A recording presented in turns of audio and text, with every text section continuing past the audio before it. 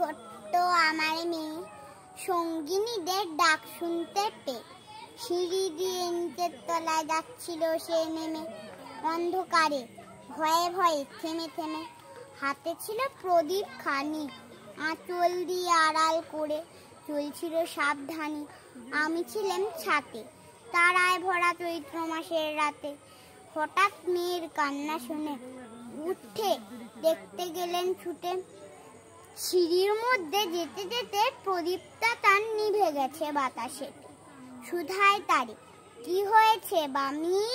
সে কেঁদে কয় নিচের থেকে, হারিয়ে গেছি আমি তারায় ভরা চৈত্র মাসের রাতে।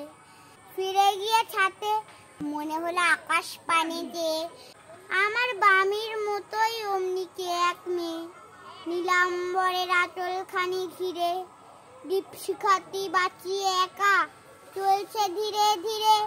নিত্য যদি আলো হঠাৎ যেত থামি, আকাশ ভরে উঠত কেঁদে।